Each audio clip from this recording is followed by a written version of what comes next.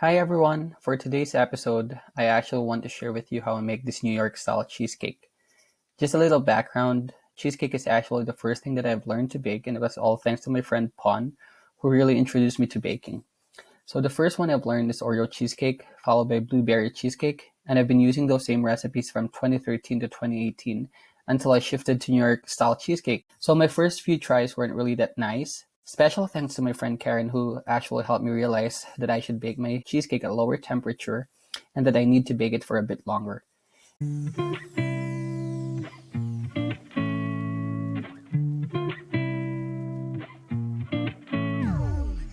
Anyway, for this recipe, I'm actually using a 10-inch springform pan.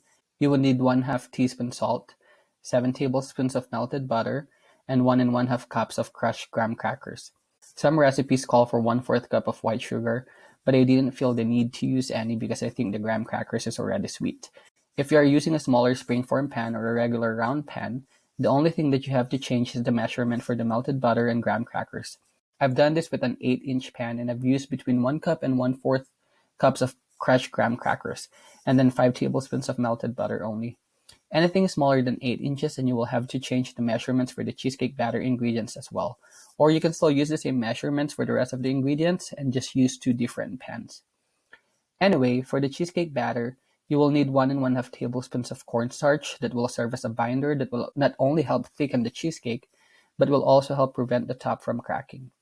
3 eggs and 1 egg yolk, and then 1 1/2 cups of white sugar, 1/2 cup of heavy cream, or in the Philippines, you can use all-purpose cream.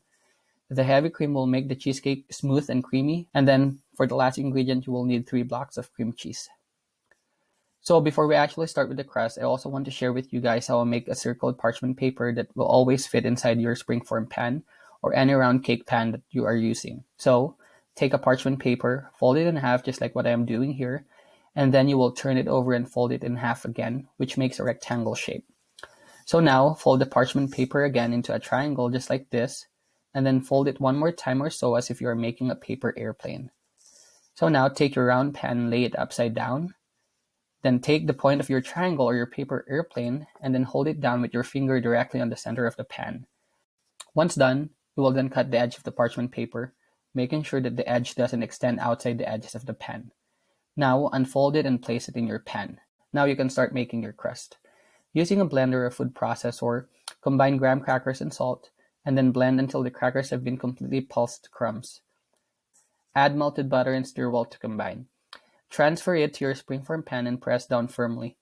I actually start with a spoon and then transfer to a small measuring cup to help me press down the crumb evenly, but you don't have to follow this at all. Once you're done and before you set this aside, I would also like to share this tip with you guys. If you are using a springform pan and don't have a large foil to completely cover the sides, then I suggest that you try using the slow cooker bags to wrap the pan and then you can wrap it with the foil, as it will add an extra layer of protection to the cake. You might actually be asking why I'm wrapping my springform pan with a slow cooker bag, and let me tell you why. Since we're going to bake the cheesecake with a pan of water in the oven, this will actually generate steam to help prevent the cheesecake from burning and drying out. However, you actually need to cover your springform pan because if you don't, then the water will go inside the pan and will make your cheesecake soggy. You might be asking, isn't that the reason why we're covering the sides with foil? And yes, you're right. But you also have to remember that springform pans are notoriously known for leaking. And if the batter can leak, that also means that the water will or can get inside your pan. So, using the slow cooker bag will help prevent this from happening. It's up to you if you want to use this additional layer of protection. If you don't want it or can't find slow cooker bags, then you can still definitely make a cheesecake. If you are using a springform pan, your cheesecake will still be good, but the bottom part and the crust may be a bit wet. If you are planning to use a regular round pan, then I admire you. Even if you butter and flour your pan, this cheesecake will still be sticky and you might have a hard time taking it out. To be honest, I've tried making this using a regular round pan and it took me quite a while to take it out and almost destroyed my cheesecake. But if I can do it, then so can you. Anyway, some recipes would call for baking the crumbs for 8 to 10 minutes before you transfer your batter into it. But I don't really do that anymore because the crust will also go in the oven with your batter. So why not just do it together, right? It's still up to you if you want to do that, but I don't really see much of a difference with a baked and unbaked crust. In my opinion, and don't come for me if you disagree, there is really no compelling need to pre-bake it. So anyway, now that you're done, you can finally set this aside. Before we start with the cheesecake batter, I do recommend that you start heating up your water so that it will be ready once you're done with the next steps. So for the cheesecake batter, just follow these steps. In a mixer fitted with a paddle attachment, mix the cream cheese in medium-low speed until smooth and there are no lumps.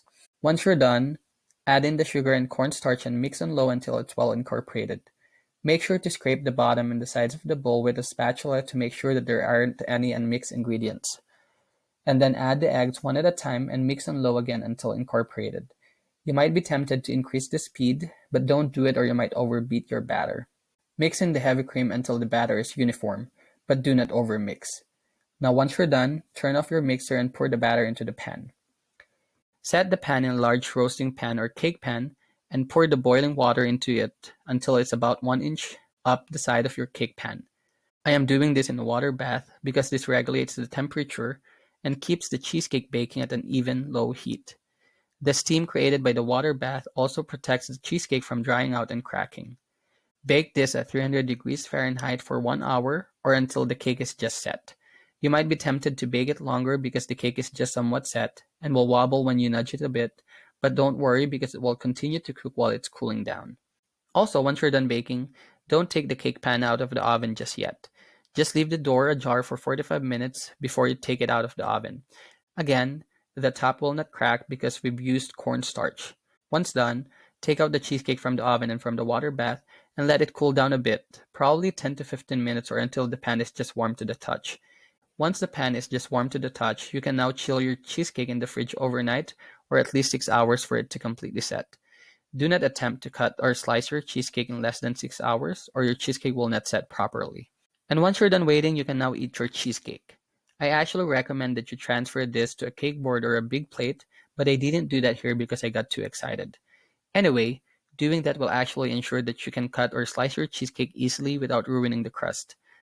Also, if you're going to transfer the cheesecake, use a parchment paper when you flip your cheesecake upside down to ensure that the top will not stick to the cake board or plate. Yes, the cheesecake is already set, but it's better to take this additional precaution than to be sorry. You've already worked hard to make this cheesecake, so a little extra step won't hurt you. Make sure to remove the parchment paper as well. If you accidentally damage some part of the top, you can just cover it up. You can actually put something on top of the cheesecake such as a little bit of strawberries or blueberry, or actually whatever you want, but you can also serve this as is. This New York style cheesecake is really creamy and tasty. Go ahead and try making this one, and if you actually like this video and some of the tips that I've mentioned, please don't forget to hit the like and subscribe button.